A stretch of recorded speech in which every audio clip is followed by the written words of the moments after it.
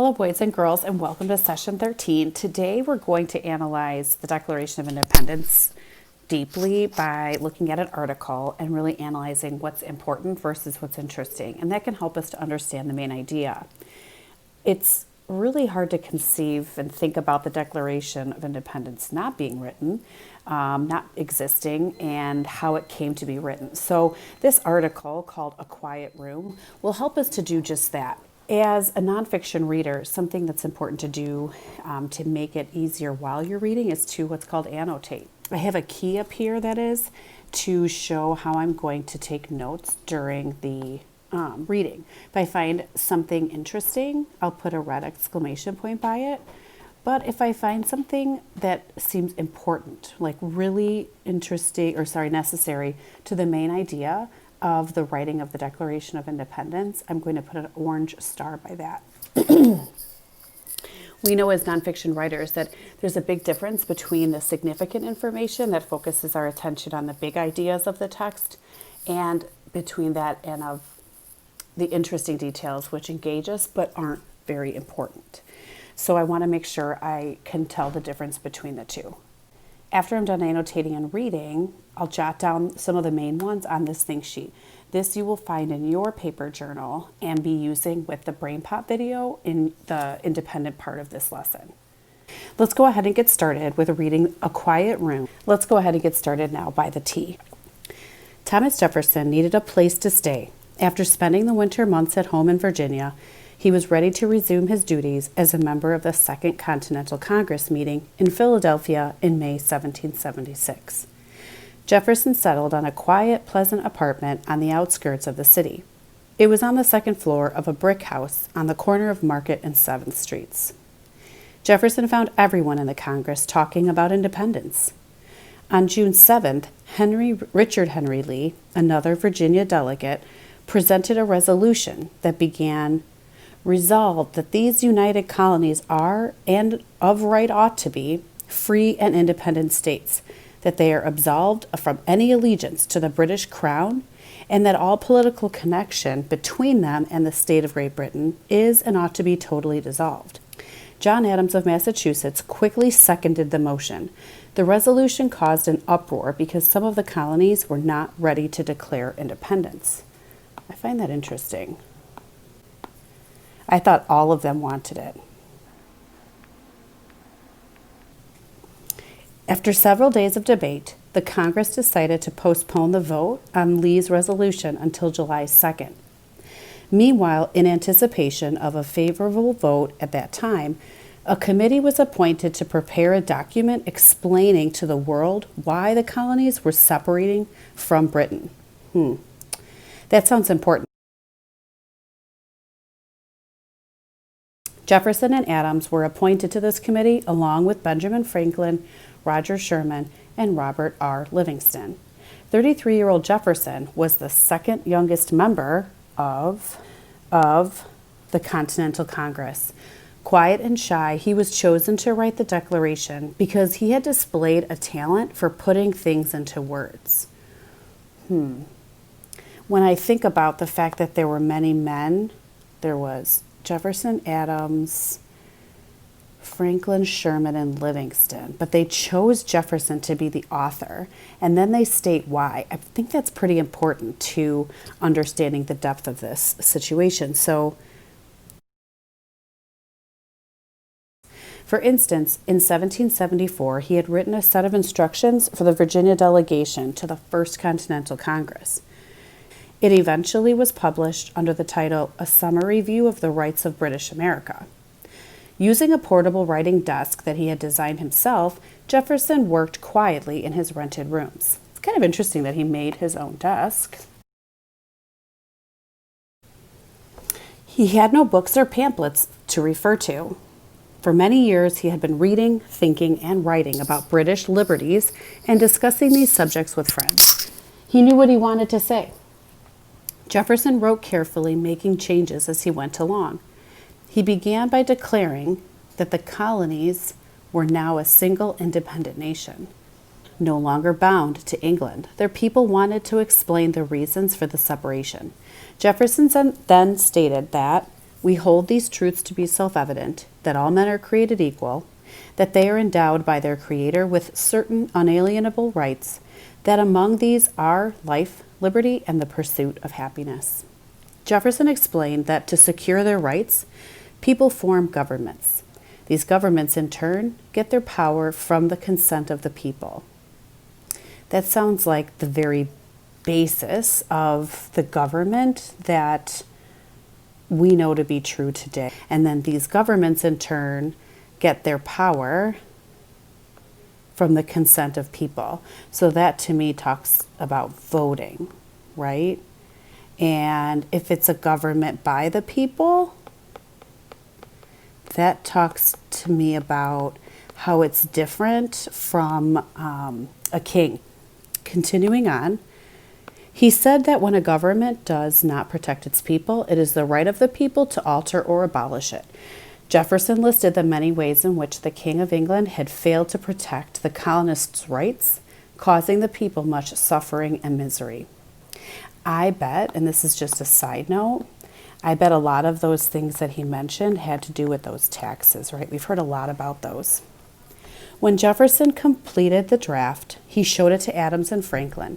They made a few changes. On June 28th, the document was submitted to the Congress. On July 2nd, the delegates voted in favor of Lee's resolution.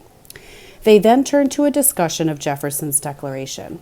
The Congress deleted about 1/4 of the original text and made some additional changes in wording. So while it's not necessarily important to the main idea of the passage, I do think it's interesting to note that even a well-renowned author as Thomas Jefferson had some editing to be done, right? Nothing's perfect.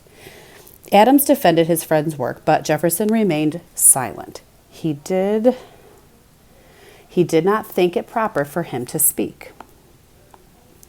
He was particularly upset, however, when the Congress cut out this section condemning the slave trade. The delegates understood that some colonies might refuse to sign the Declaration if King George was accused of masterminding the slave trade. The Congress reworded the second to last paragraph to include the words of Lee's resolution. Here we go, July 4th. On July 4th, 12 of the 13 colonies approved Jefferson's declaration. Wait a second, not all 13. Did they just do majority rule? Like, I'm wondering why we celebrate if not everybody agreed. Let's read on. On July 9th, the one remaining colony, New York, it was New York that didn't, adopted a resolution supporting the Declaration. On July 15th, it was laid before Congress to become the unanimous declaration of the 13 United States of America. Broadside copies were made, and if I take a look down at the very bottom, it defines what broadside is. A broadside is a large sheet of paper with print on one side. So back up here, broadside copies were sent to officials of each colony to be read aloud in public places and to the commanding officers of the Continental troops. In New York, General George Washington had the Declaration of Independence read to his troops in a special ceremony. The American people celebrated with parades, the ringing of bells, and the lighting of bonfires. It was August 2nd before the Declaration was written on parchment and officially signed by the members of Congress. I'm trying to decide if that's interesting or important. I'm going to underline it as interesting. The Declaration of Independence ends with the words, "And for the support of this declaration, with a firm reliance on the protection of divine providence, we mutually pledge each other our lives, our fortunes, and our sacred honor." The members of Congress took great risks when they signed the Declaration of Independence. I wonder what that means, so I want to read on to understand that more. The British considered them traitors who deserved to be hanged. Well, that might explain it. The delegates' names were not published until several months after the signing, but they suffered in many ways for their courage. So now I want to read on to understand what were some of those ways. Some had their homes looted and farms and businesses destroyed by the British. Others were forced into hiding or imprisoned. Despite the dangers, few things gave Jefferson greater satisfaction than his role in writing this important American document. I think that's pretty important if we think about the entire article being about him writing it. I want you to also take a moment and really look closely here at this, what we call primary source. A primary source is something that is primary, meaning first. It was the first original document, and we have the opportunity to look at it as a photo. It is actually in Washington, D.C. in the Library of Congress, but the different alterations and editings that they mentioned in the article are shown here. I mean, it's just amazing to think that this was written over 200 years ago, and we're looking at that document right here.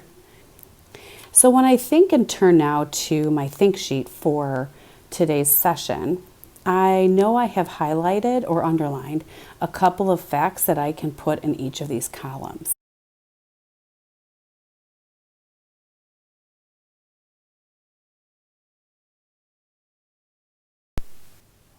So as we look over the annotations that I made during this reading, it is nice to then organize them onto our think sheet that we previewed earlier. So something you can do after you have annotated that is organize it just like I did. And as you take a look through my documentation, you can see all of that text evidence. Now, if I was asked to summarize what was this article all about, I could really just look at the left-hand column. And if I were to chunk all these together, it could sound like a summary. Here's how that would look. A committee was created to prepare a document explaining to the world why the colonists were separating from Britain. Jefferson was chosen to write the document because he had displayed a talent for putting things into words. Jefferson explained that to secure their rights, people form governments. The British, however, considered them traitors. They suffered, so those that signed it, suffered many ways for their courage. But despite the dangers, few things gave Jefferson greater satisfaction than his role in the writing of the Declaration of Independence. We're able to take that whole text and shrink it down into that minor summary by really zooming in on what's important versus what's interesting. You're going to be doing the same after you watch, or during, while you're watching, it's up to you, while you're watching the Brain Pop video on the Declaration of Independence. Granted, you won't be able to annotate because it's a video, but I would instead ask you to pause the video and write in there. I'm going to go down here, write either in the left-hand column or the right-hand column. If you want, you can use two different colors like I did. You don't have to because it's already in two different columns. But then that way you're able to afterwards summarize it if need be. Off you go.